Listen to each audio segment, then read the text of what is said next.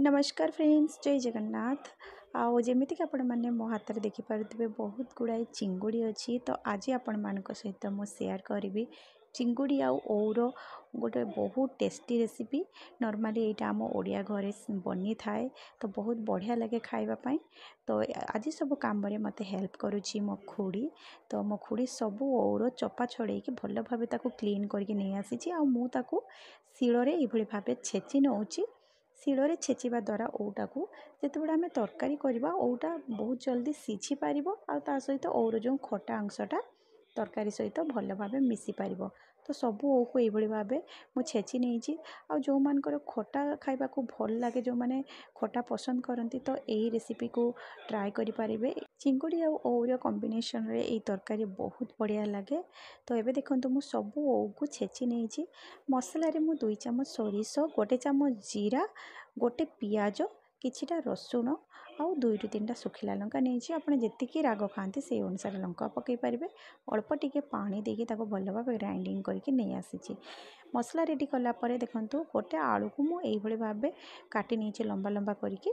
तापर जो चिंगुड़ी को क्लीन करके रखी से लुण आउ हलदी गुंड पकईकी भल भाव मिक्स करनबा। तापर कढ़ई गरम होला पर सरिष तेल पकई नहीं। तेल को भल भाव गरम होगापाई दबा।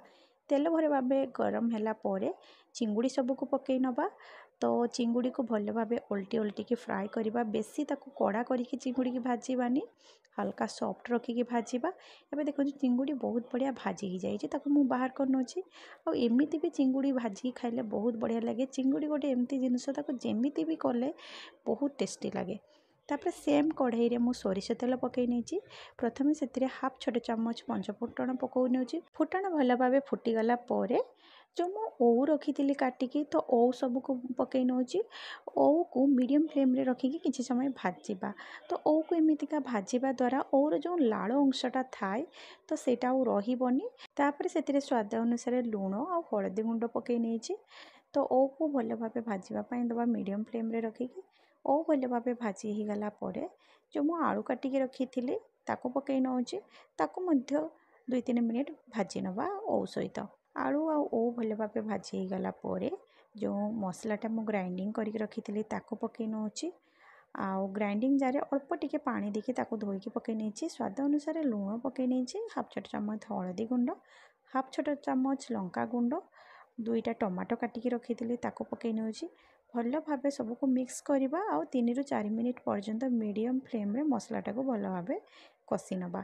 जेहेतु यहाँ सोरिष मसला तो आपको कषिबा बेसी समय आवश्यक ना। 3-4 मिनिट रे मसला बहुत बढ़िया कषि हो। एबे देखंतु मसलाटा बहुत बढ़िया कषि हो जाइए। तापर से मु आवश्यकता अनुसार पानी पकई नौची। तो तरकारी ग्रेवीटा आपण मैंने जेतिकी रखापी चाहूँगी से अनुसार पानी पकई नेबे।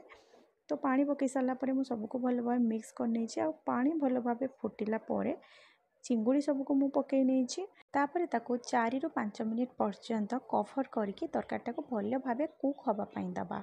4-5 मिनिट पर देखंतु मु चेक कर नौची। आउ तरकारी बहुत बढ़िया हो गलानी। ओ बहुत बढ़िया सीझी जाइए। ता सहित आलू मध्य सीझी जाइए।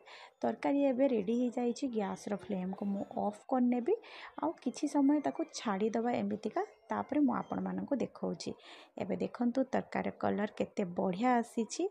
बहुत कम तेल रे मु ई रेसिपीटी बनी थी। तो आर टेस्ट जमतिका भल आउ कलर मध्य तरकारी बहुत बढ़िया आसीची। नॉर्मली ओडिया घर मानकरे ए तरकारी बनी थाए। नॉर्मली सब ओडिया को ए रेसिपी जणा थिबो, किंतु जो मान को ए रेसिपी जणा नाही से माने निश्चय थरे ट्राए करंतु।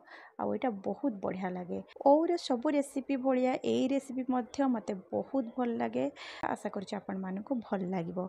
जदि ए रेसिपीटी आपण माने फेसबुक पेज रु देखुचंती तो निश्चय फॉलो करंतु पेज को। जदि यूट्यूब रे देखुचंती निश्चय चैनल को सब्सक्राइब करंतु। आ भल लागितले गोटे लाइक तो निश्चय करंतु।